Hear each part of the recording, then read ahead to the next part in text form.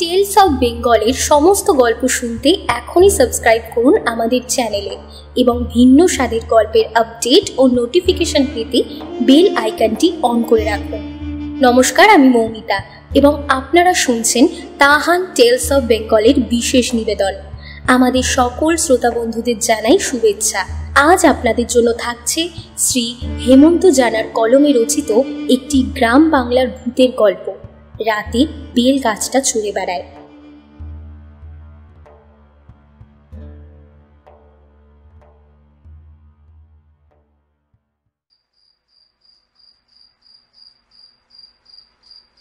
রোজ ঠিক রাত 1:30টা নাগাদ ঘটনাটা ঘটে। ঝড় নেই, বাতাস নেই, তবু বেল গাছটা দুলতে থাকে, যেন গাছের ওপর উঠে কেউ তার ডালপালা ধরে নাড়া দিচ্ছে। তারপর ঝুমঝুম একটা শব্দ, ঘন কুয়াশার মতন একটা বাষ্প চারিদিকটা ঘিরে ধরে। বেল গাছটাকে আর দেখা যায় না। আবার ভোরের আগে সেই ঝুমঝুম নুপুরের মতন শব্দটা শোনা যায়। শনশন করে বাতাস বইতে থাকে, তার সঙ্গে মিশে থাকে একটা ক্ষণক্ষণে হাসি। কুয়াশার মতন বস্তুটা মিলিয়ে যায়, গাছটা আবার সেই জায়গায় স্পষ্ট হয়।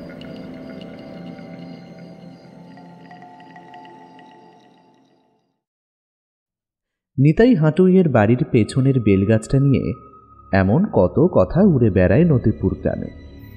গ্রামের লোকে বলে, নিতাইয়ের বউটা ডাইনি, সে রাতে ওই বেলগাছে চড়ে গ্রামে ঘুরে বেড়ায়। কারো গোয়ালের গায়ে গরু, কারো আঁতুরের ছেলে, কারো শরীরের পচা ঘা পেঁচড়া তার লক্ষ্য। গাই গরুর দুধ, আঁতুরের মরার কচি মাংস, পচা ঘা পেঁচড়া এসবই সে খেয়ে বেড়ায়। নিতাইয়ের বাড়িটা গ্রামের একটে, তবে এককালে আশেপাশে লোকের বাস ছিল। তারা নিতাইয়ের বউ কামিনীর জ্বালায় পালিয়েছে। এখন দিনের বেলাতেই বাড়ির চারপাশটা গা ছমছম করে। উত্তর পূবে ঘন বিষ্ণি বাঁশের ছাড়, দক্ষিণটা ঢেকে আছে শেওড়া, যজ্ঞডুমুর, করঞ্চা আর হিন্দুরে। আর ওই বেলগাছটা নিতাইয়ের বাড়ির উঠোনের মাঝ। এককালে নিতাইয়ের বাড়ির আশেপাশে যাদের বসতি ছিল, তারাই বেলগাছ নিয়ে নানান কথা বলে বেড়ায়। তাদের কেউ কেউ একাধ দিন সাহসে ভর করে সেসব ভয়ঙ্কর দৃশ্য দেখেছে বলেও জানায়।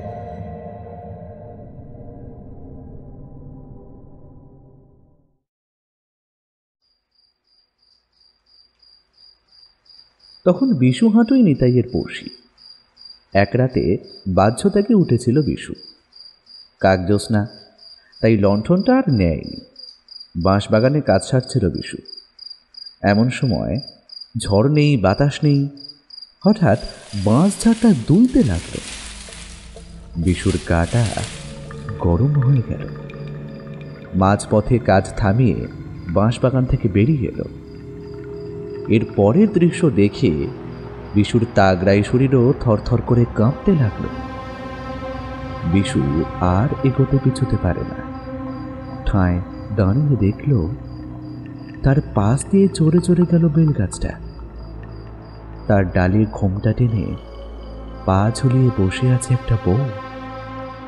বিশু দেখল বেলগাছটা নিতাইয়ের উঠোনে গিয়ে থামল। গাছ থেকে সেই বউ নেমে নিতাইয়ের ঘরে ঢুকে গেল।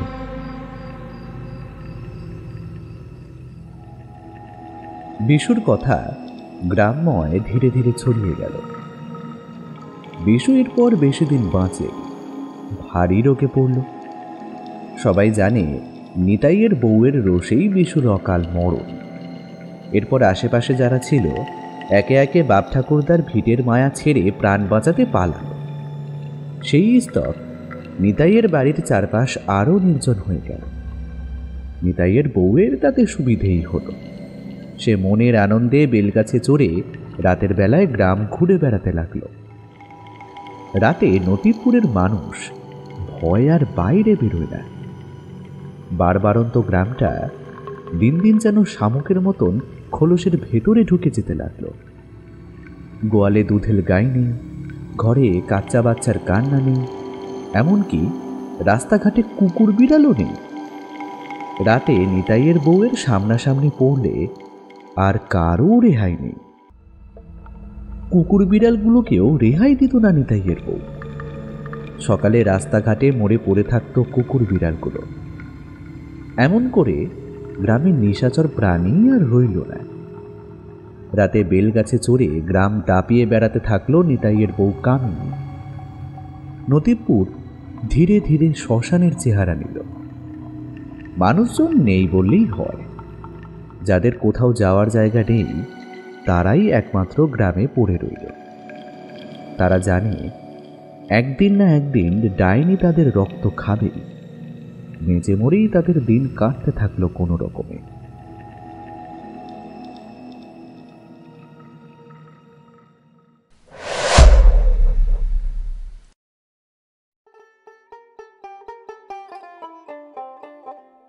গ্রাম ঘুরতে ঘুরতে একদিন নতিবপুরে মাধুকরীর জন্য এলেন ব্রহ্মচারী নিত্য চৈতন্য।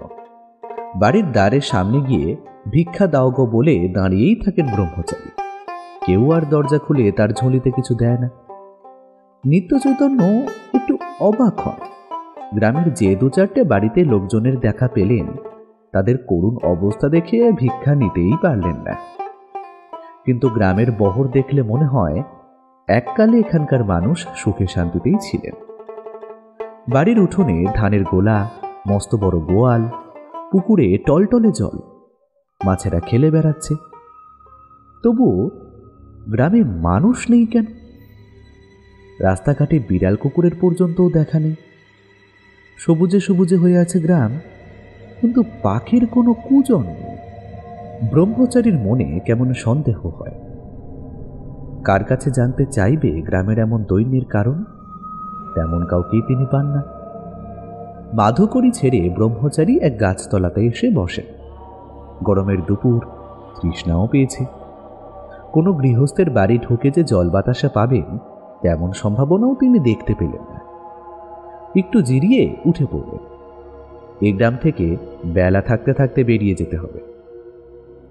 ক্লান্ত দেহে হাঁটছেন নিত্য চৈতন্য। তার গুরু ভবানন্দের নির্দেশ মাধুকরীর অন্যই ফুটিয়ে খেতে হবে। বেলা থাকতে থাকতে অন্য গ্রামে গিয়ে না পৌঁছতে পারলে আজ আর অন্য জুটবে না। একটু পা চালিয়েই হাঁটছেন ব্রহ্মচারী। এক প্রৌঢ়া মাটির কলসিতে জল নিয়ে ফিরছেন। ব্রহ্মচারী তার কাছে গিয়ে বললেন, মা, হ্যাঁ, কাঁচলা জল দেবে মা? বড় তেষ্টা পেয়েছে।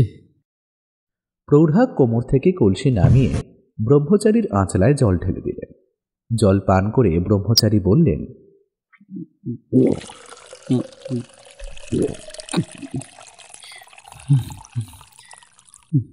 বাঁচালে মা, একটু জলের জন্য বুকটা একেবারে ফেটে যাচ্ছিল।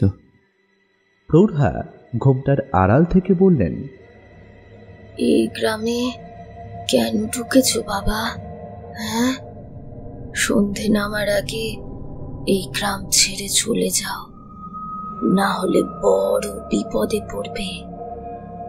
একটা কিছু যে ঘটছে তার জন্য গ্রামের এই অবস্থা, এমনটা অনুমান করেছিলেন ব্রহ্মচারী। কিন্তু কথাটা জিজ্ঞাসা করার মতো কাউকে পাচ্ছিলেন না। এই সুযোগে ব্রহ্মচারী জানতে চাইলেন, কিসের বিপদ মা? সে ভয়ানক বিপদ বাবা। এক ডাইনি এই গ্রামকে শ্মশান করে দিয়েছে। এই গ্রাম আগে এমন ছিল না বাবা। বড় সুখে ছিলাম আমরা। ছেলে পুলে নিয়ে ভরা ভর্তি সংসার, মাঠে মাঠে সোনার ফসল, গোয়াল ভর্তি দুধেল গাই। ওই ডাইনি গ্রামের বউ হয়ে আসার পর থেকেই আমাদের এমন দশা। আমার ছেলে বউদের অন্য জায়গায় পাঠিয়ে দিয়েছি।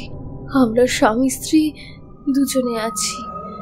যে কোনো দিন ওই ডাইনি আমাদেরও রক্ত চুষে খাবে। বেঁচে আছি মরার মতোই। ব্রহ্মচারী নিত্য চৈতন্য খানিক অবাক হন। এমন কি হতে পারে? ডাইনি বলে কি কিছু আছে, নাকি প্রৌঢ়া কোনো গাল গল্প করছেন? ব্যাপারটা তাকে জানতেই হবে। নিত্য চৈতন্য প্রশ্ন করেন, ডাইনি কি আপনি দেখেছেন মা? গায়ের সবাই দেখেছে। আজ রাতে থাকো না, তুমিও দেখতে পাবে। মাঝরাতে সে বেলগাছে চড়ে ঘুরে বেড়ায়। তার সামনাসামনি পড়ে গেলে আর রক্ষে নেই। প্রৌঢ়ার কথা নিত্য চৈতন্যর মনে কৌতূহল বাড়ায়। মনে মনে বলে, তাহলে তো আজ রাতটা থেকে গিয়ে দেখতেই হয়। প্রৌঢ়া কথা না বাড়িয়ে জলের কলসি নিয়ে তার বাড়ির দিকে হাঁটা দেন। নিত্য চৈতন্য ঠিক করে ফেলেন রাতটা তিনি গ্রামেই কাটাবেন। শুকনো দুটো চিড়ে পড়ে আছে, জল দিয়ে ভিজিয়ে খেয়ে কোনো গাছতলায় আশ্রয় নেবেন।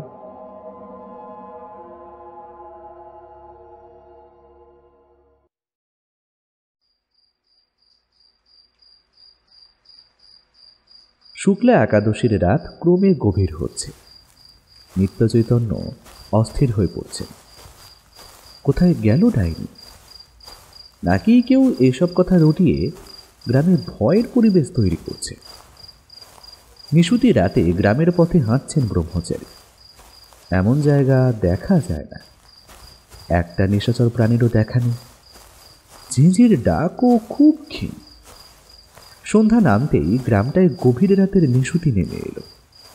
কোথাও এক বিন্দুও আলোর দেখা নেই। আকাশের চাঁদটা ছিল বলে হাঁটতে অসুবিধে হচ্ছে না ব্রহ্মচারীর। এমন সময় কোনো পূর্বাভাস ছাড়াই ঝড় উঠল। ব্যাপারটা অবাক করল ব্রহ্মচারীকে। দাঁড়িয়ে পড়লেন একটা পুরো বাড়ির সামনে। পরিবেশটা আরো নিঝুম হয়ে গেল। এরপরে যা ঘটল ব্রহ্মচারীর সাদা মনের তা অতীত। নিত্য চৈতন্য অচৈতন্যর মতো দাঁড়িয়ে দেখলেন একটা গাছ তাঁর দিকে ক্রমে এগিয়ে আসছে। শনশন করে হাওয়া বইছে। গাছের ডালে বসে রয়েছে কোনো এক মহিলা। হাওয়ায় উঠছে তার এলো চুল, সাদা শাড়ি। সেই হাওয়ার সঙ্গে মিশে এক ঝুমঝুম শব্দ, একটা ক্ষণক্ষণে হাসি। ব্রহ্মচারী বাড়িটার দাওয়ায় উঠে নিজেকে আড়াল করল। একটা বেল গাছ চড়ে চড়ে চলে গেল রাস্তা দিয়ে। তার ডালে বসে এক রমণ, বিকট তার চেহারা। দু হাতে ধরে কোনো নিশাচরের রক্ত চুষে চুষে খাচ্ছে। গাছটা চলে যেতে নিত্য চৈতন্য সেই পুরো বাড়ির দাওয়ায় বসে পড়লেন। না, শরীর আর দিচ্ছে না। পরনে সাদা কাপড়টার কিছু অংশ দাওয়ায় পেতে শুয়ে পড়লেন। ক্লান্তিতে চোখের পাতা তার জুড়ে এলো।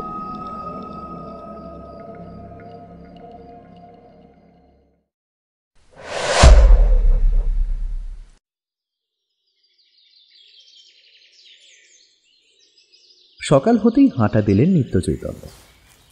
আজ আর মাধকরী নয়, সোজা যাবেন তার গুরুদেবের আশ্রমে। এই ঘটনা সাধক ভবানন্দকে বলতেই হবে। তার অনেক ক্ষমতা। তিনিই পারেন ডাইনির কবল থেকে গ্রামটাকে বাঁচাতে। একটা সমৃদ্ধ গ্রাম এভাবে শ্মশান হয়ে যাবে তা তো আর মেনে নেওয়া যায় না। রাতের দৃশ্য এখনো চোখে ভাসছে নিত্য চৈতন্য। কি ভয়ঙ্কর চেহারা তার! এর সঙ্গে পেরে ওঠা কোনো সাধারণ মানুষের কাজ নয়। যে একটা স্থাণু গাছকে চড়িয়ে বেড়ায় তার ক্ষমতা হেলা ফেলার নয়। ব্রহ্মচারীর শীতল রক্ত রাগে ফুটছে। শরীরের সমস্ত শক্তি দিয়ে তিনি দ্রুত হাঁটছেন। সন্ধ্যার আগেই রুদ্রপুরে তার গুরুর আশ্রমে তাকে পৌঁছতেই হবে।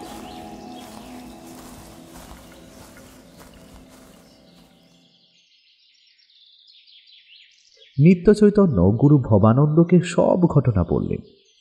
ভবানন্দ শিষ্যের কথা অবিশ্বাস করলেন না।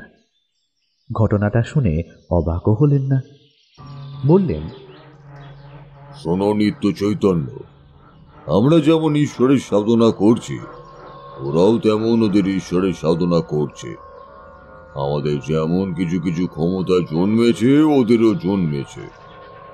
আমাদের সেই ক্ষমতাকে মানুষের কল্যাণের কাজে লাগানো, আর ওরা সেই ক্ষমতা দিয়েই মানুষের ক্ষতি করে। ওই নারী সাধারণ নন, কোনো পিশাচ সিদ্ধ হবে। ওকে শান্ত করা সহজ কাজ নয়। আমার দ্বারা এই কাজ মোটেই সম্ভব নয়। আমার গুরু ভৈরবী তন্ত্রের সিদ্ধ ভৈরবী একমাত্র পারেন ওকে শায়েস্তা করতে বা ওর সঙ্গে বোঝাপড়া করতে। কিন্তু তিনি তো থাকেন কামাখ্যায়। গুরুর কাছে আমি যোগ বলে বার্তা পাঠাতে পারি কেবলমাত্র।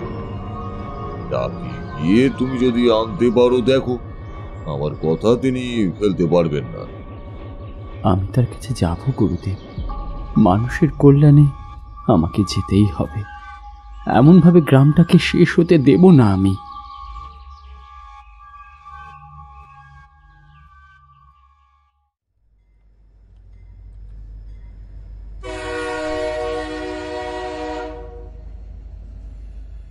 তৎকালীন টিকিট কেটে দুদিন পরেই কামাখ্যায় রওনা দিলেন নিত্য চৈতন্য। তন্ত্রসিদ্ধ ভৈরবের কথা গুরুর মুখে অনেক শুনেছেন। তাকে দেখার কত দিনের ইচ্ছে, সেই ইচ্ছে তার পূরণ হতে চলেছে। ব্রহ্মচারীর মন তাই থেকে থেকে আনন্দের জোয়ারে ভাসছে।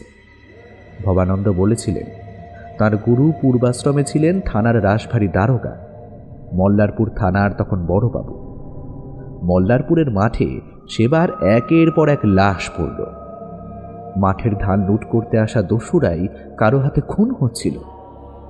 কিন্তু হারহিম করা দস্যুদের কারা এভাবে মারছে? তার তদন্তের ভার পড়ল থানার বড়বাবু বিল্ল চট্টরাজের ওপর। খুনিকে ধরতে বড়বাবু সাঙ্গপাঙ্গদের নিয়ে মাঠের মাঝে তাঁবু ফেললেন। একদিন গভীর রাতে এক হাবিলদার ছুটে এসে বড়বাবুর তাঁবুর ভেতরে ঢুকে থরথর করে কাঁপছেন। মুখে কিচ্ছু বলতে পারছেন না। বড়বাবু হাতিয়ার উঁচিয়ে তাঁবুর বাইরে এলেন। এসে যা দেখলেন, তার মতো রাশভারী দারোগার শিরদাঁড়া দিয়ে তখন হিম স্রোত বয়ে গেল। এক ভয়ঙ্কর নারী মূর্তি, লোল জিহ্বা, বড় বড় দাঁত, হাতে উদ্ধত খড়গ, গলায় রক্তমুণ্ডের মালা। এই দৃশ্য দেখার পরই বড়বাবু দিব্য উন্মাদ হয়ে পড়েন। পুলিশের চাকরি ছেড়ে চলে আসেন বাড়িতে।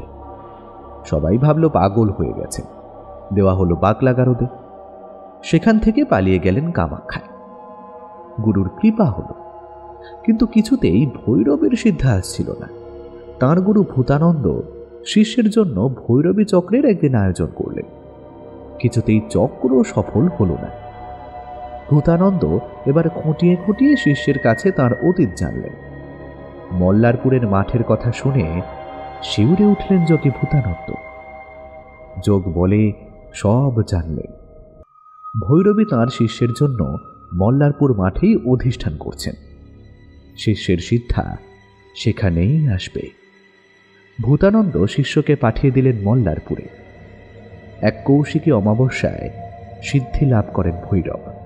তারপর আবার ফিরে যান কামাখ্যায় তাঁর গুরুর কাছে। তার গুরু এখন আর ইহলোকে নেই। ভৈরব এখন আশ্রমের মহান্ত।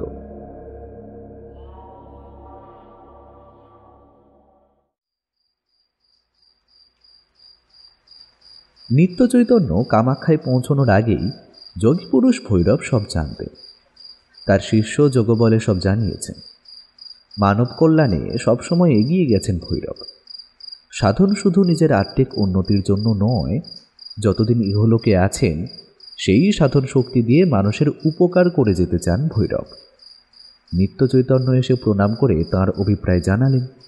ভৈরব বললেন, সবই বুঝলাম বাবা, আমারও বয়স হচ্ছে, আর ধকল সইতে পারি না। তবুও আমি যাব তোমার সঙ্গে। এই অন্যায় মেনে নেওয়া যায় না। পিশাচির হাত থেকে মানুষগুলোকে বাঁচাতে হবে। মানুষ এমন সাধনা কেন করে বাবা? কি লাভ হয় তাতে? এতে তো তার কোনো আত্মিক উন্নতি হয়ই না, বরং আত্মা তো আরো অধোগামী হয়। জানো বাবা, সাধক প্রথমটা সৎভাবেই সাধনা শুরু করেন। ঈশ্বর পাওয়া তো অত সহজ কাজ নয়। দিনের পর দিন সাধনা করতে করতে অধৈর্য হয়ে পড়েন, তখন সে মোড় নেয় অন্য পথে। এ পথে চটজলদি ফলও মেলে। ক্ষমতার মোহ তাকে চেপে বসে, তখন আর তার ভালো মন্দের বোধ থাকে না। নিয়ন্ত্রিত হতে থাকে ওই সব অপদেবতাদের দ্বারা। এদের আত্মা দিন দিন আরো অধপতিত হয়ে নরকের কীটে পরিণত হয়। ওই মহিলা কি সাধন পথে ওই ক্ষমতা অর্জন করেছে?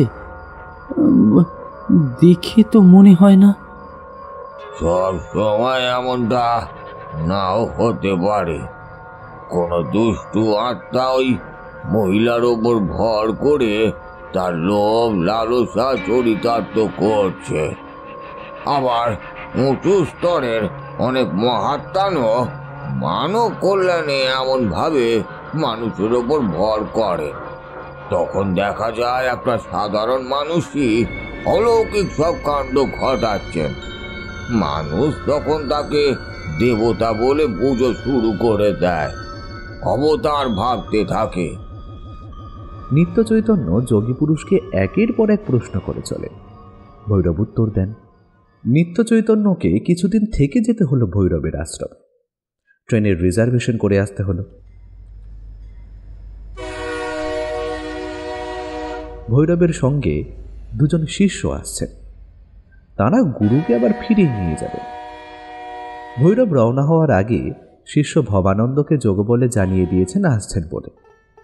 গুরুর জন্য আশ্রমের একটা ঘর বেশ পরিপাটি করে রেখেছেন ভবানন্দ। গুরু সেবার কোনো রকম ত্রুটি রাখতে চান না। তার গুরু ভৈরবানন্দ আসছেন কথাটা ভবানন্দ তার গৃহী শিষ্যদের বলেছেন। তাঁরাও যোগী পুরুষকে দেখার জন্য মুখিয়ে আছেন। তিনি মুখ দেখেই মানুষের ভূত ভবিষ্যৎ সব বলে দিতে পারেন। গৃহী শিষ্যদের যোগী ভৈরবকে দেখার বাসনা তো সেই উদ্দেশ্যেই। ভবানন্দ আগেই তার শিষ্যদের বলে রেখেছেন, কেউ তাঁর গুরুর কাছে সাংসারিক সমস্যা নিয়ে যেতে পারবে না। তিনি আসছেন একটা মহান কাজে, অযথা তার সময় নষ্ট করা যাবে না।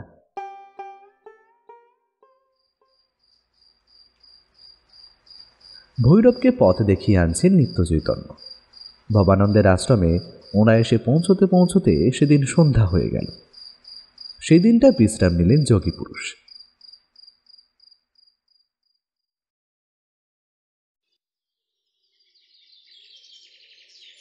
পরদিন সকালে ভবানন্দের গৃহী শিষ্যদের সঙ্গে দেখা করলেন। আশ্রমে লোকের মেলা বসে গেল।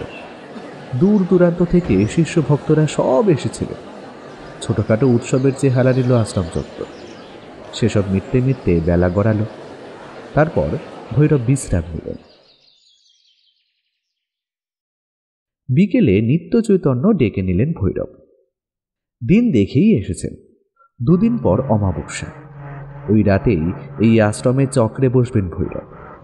তার অনুচরদের জাগাতে হবে, যারা লড়াই করবে ওই পিশাচের সঙ্গে। চক্রের আয়োজন চলছে। ওই দিন বিকেলের পর আশ্রমে সাধারণ গৃহী ভক্তের প্রবেশ নিষেধ। চক্র শেষে সেই অনুচরদের নিয়ে ভৈরব যাবে নতিবপুর গ্রামে। নিত্য চৈতন্য পথ দেখিয়ে নিয়ে যাবেন, অনেকটা পথ। সন্ধ্যের পরই চক্রে বসবেন ভৈরব। রাত 10টার মধ্যে শেষ করে যেতে হবে নতিবপুরে।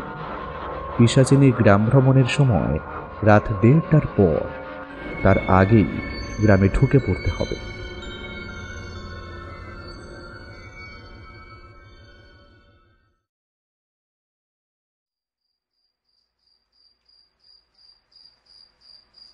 ভয়াল চামুণ্ডা মূর্তি তৈরি করেছেন ভৈরব।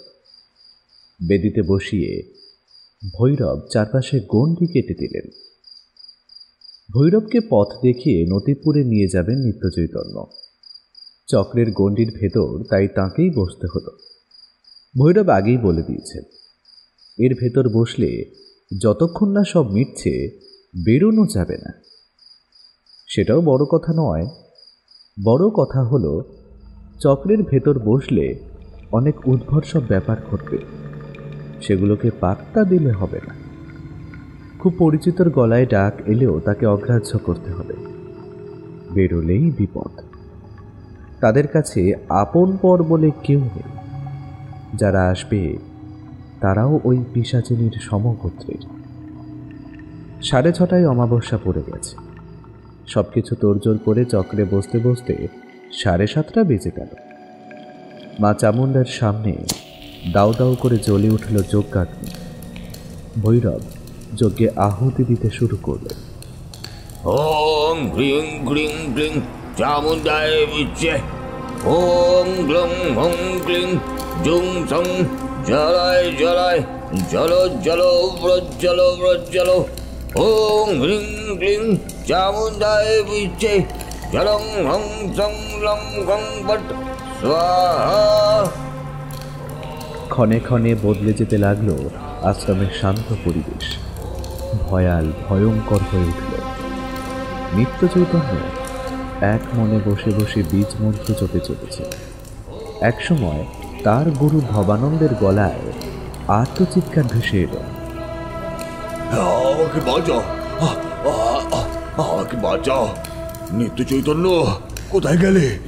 আমাকে আমাকে বাঁচাও, বড় বিপদে পড়েছি। গুরুর গলা শুনে নিত্য চৈতন্য উঠতেই যাচ্ছিলেন। ভৈরব ইশারা করে বসতে বললেন। একসময় যজ্ঞকুণ্ড থেকে পোড়া একটা কাঠ এসে পড়ল নিত্য চৈতন্যর গায়ে। সাদা ধুতি আগুন ধরে গেল। ভৈরব জল ছিটিয়ে আগুন নেভালেন।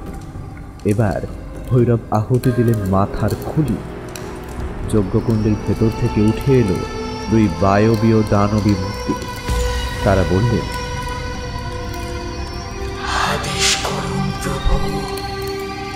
আজ আমার সঙ্গী হতে হবে তোমাদের।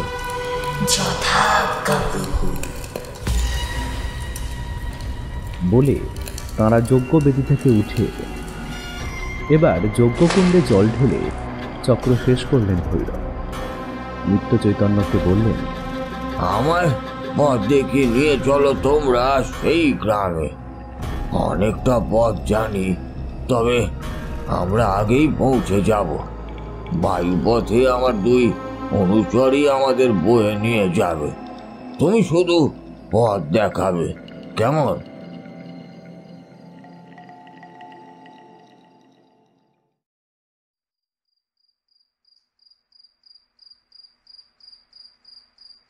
অমাবস্যার রাত।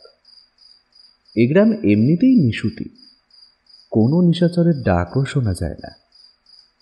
অমাবস্যা নিশায় তা যেন কনকনে ঠান্ডার মতন নিস্তব্ধ।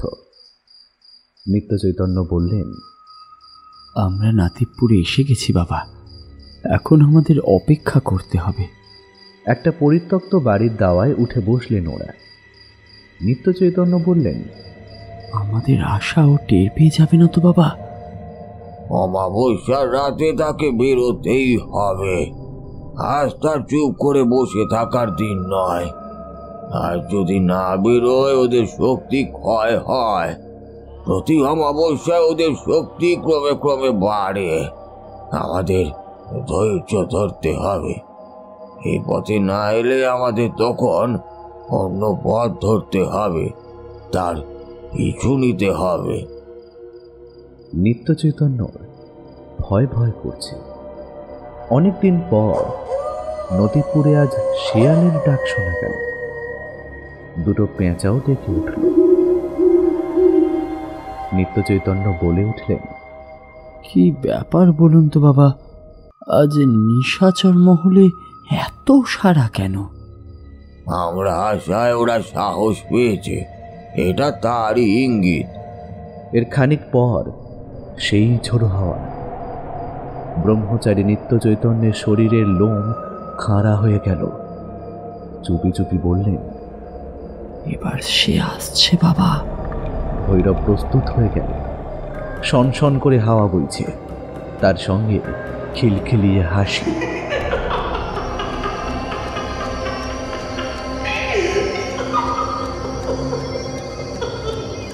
অন্ধকারে দেখা যাচ্ছে না, তবে বোঝা যাচ্ছে যে সে আসছে।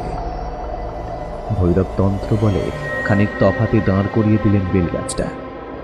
পিশাচিনী রুদ্র গলায় চিৎকার করে উঠল,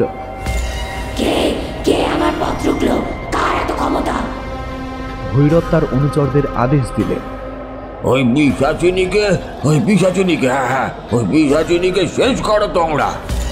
তারপর ভয়ঙ্কর সেই দৃশ্য। নদী পুড়ে আকাশ বাতাস ফেটে পড়েছে 3 পিশাচিনীর রণঝটাপটিতে।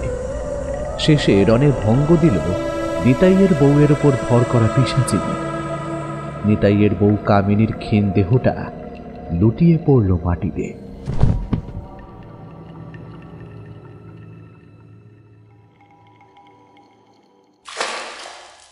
ভৈরব জল দিয়ে তাকে ধাতস্থ করলেন। তখন ভোর হয়ে গেছে। গ্রামে যে কজন মানুষ ছিলেন তার খানিক আগের কান ফাটানো কোলাহলে তারা জেগে গিয়েছেন। তারা ধরে নিয়েছে আজ গ্রামে ভয়ানক কিছু ঘটেছে। ভয়ে তারা সকালেও বাড়ির বাইরে বেরোতে পারেনি। ভোরে বউকে পাশে না পেয়ে নিতাই খুঁজতে বেরিয়েছিলেন।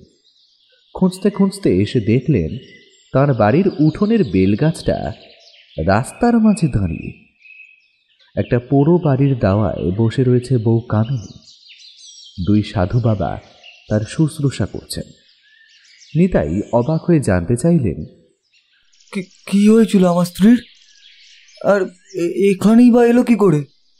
আর আমার উঠোনের বেলগাছটাই বা এখানে কেন? নিত্য চৈতন্য সব ঘটনা বললেন। নিতাই এতদিন জানতেন না তার বউয়ের কাণ্ড, তবে এটা জানতেন গাঁয়ের লোক তাদের ভালো চোখে দেখে না, বউয়ের নামে খারাপ কথা বলে। নিতাই অবশ্য সেই সবকে পাত্তা দিতেন না। নেশা করে সন্ধেবেলাতেই শুয়ে পড়তেন। রাতে আর ঘুম ভাঙত না। ভোরে দেখতেন বউ পাশে শুয়ে। এদিকে গ্রামের লোক জড়ো হয়ে গেছে। তাঁরা রাস্তার মাঝে বেলগাছ আর নিতাইয়ের বউকে দেখে ভয় পেয়ে গেলেন। তাঁরা জানতেন এই নিতাইয়ের ডাইনি বউ বেলগাছ চড়ে ঘুরে বেড়ায়। নিত্য চৈতন্য গ্রামবাসীদের বললেন, আর আপনাদের কোনো ভয় নেই। গ্রাম থেকে ডাইনির দৃষ্টি চলে গেছে। এবার আপনারা নিশ্চিন্তে বসবাস করুন। পরিবারের লোকজনকে গ্রামে ফিরে আসতে বলুন। তবে এই বেলগাছটা এইখানেই থাকবে। আপনাদের এর পাশ দিয়ে পথ করে নিতে হবে। নিতাই তাঁর বউকে নিয়ে বাড়ি চলে গেল। নিত্য চৈতন্য যোগী ভৈরবকে নিয়ে তার গুরুর আশ্রমে ফিরে এলেন। নিত্য চৈতন্য জানতে চাইলেন, আপনার অনুচররা কোথায় গেলেন বাবা? তাদের কখন বিদায় জানালেন আপনি? তাদের একজনকে ওই গ্রামেই পাহারায় রেখে এসেছি। একজন আমার পাহারায় আছে। আমার আশ্রমে ফেরা না পর্যন্ত ও আমার সঙ্গেই থাকবে, নইলে পথে ওই পিশাচিনী আমায় ছাড়বে না। যে কোনো সময় আমার ওপর প্রতিহিংসা মেটাবে। তারও তো একটা উদ্দেশ্য ছিল, গ্রামটা শ্মশানে পরিণত করা। এই গ্রামটা শেষ হলে সে আরেকটা গ্রামকে ধরত। এভাবেই তার হত্যা লীলা চলত। তার কাজে বাধা সে সহজে মানবেই বা কেন?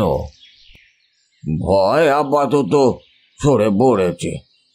আমরা চলে গেলে আবার ফিরতে পারে সে। যাতে আর না ওই গ্রামে ফিরতে পারে, তাই একটা অনুচরকে এখানে রেখে যাচ্ছি। এদের কিভাবে পেলেন বাবা? সাধন বলে। ওরা আর কেউই নয়, মায়ের ডাকিনী যোগিনীরা। মায়ের আজ্ঞায় ওরা আমার কথা শোনে। মাকে পেলে ওদেরও পাওয়া যায়। ওরা তখন মায়ের ভক্তের গোলাম হয়ে যায়। তন্ত্র সিদ্ধ সাধকের অসাধ্য সাধন করেন ওনারাই। নিত্য চৈতন্য ষষ্ঠাঙ্গে ভৈরবকে প্রণাম করলেন। এই শুভক্ষণ ছাড়াতে চাইলেন না নিত্য চৈতন্যের গুরু ভবানন্দ। নিত্য চৈতন্যের ব্রহ্মচর্য পালনের সময় শেষ হয়ে এসেছিল। সিদ্ধপুরুষ ভৈরবের উপস্থিতিতে পরদিন নিত্য চৈতন্যকে সন্ন্যাস দীক্ষা দিলেন ভবানন্দ। ভবানন্দ তার গুরুকে বললেন, ওর সন্ন্যাস নাম আপনি ঠিক করে দিন বাবা। একটা মৃতপ্রায় গ্রাম, ওর জন্যই তো প্রাণ ফিরে পেল। গ্রামবাসীদের মনে আনন্দ ফিরিয়ে আনলো। লোককে ও এভাবেই আনন্দ বিলিয়ে যাক, তাই নাম হোক লোকানন্দ। সন্ন্যাসী লোকানন্দ জীবনটা লোকরীতিই নিয়োজিত করলেন।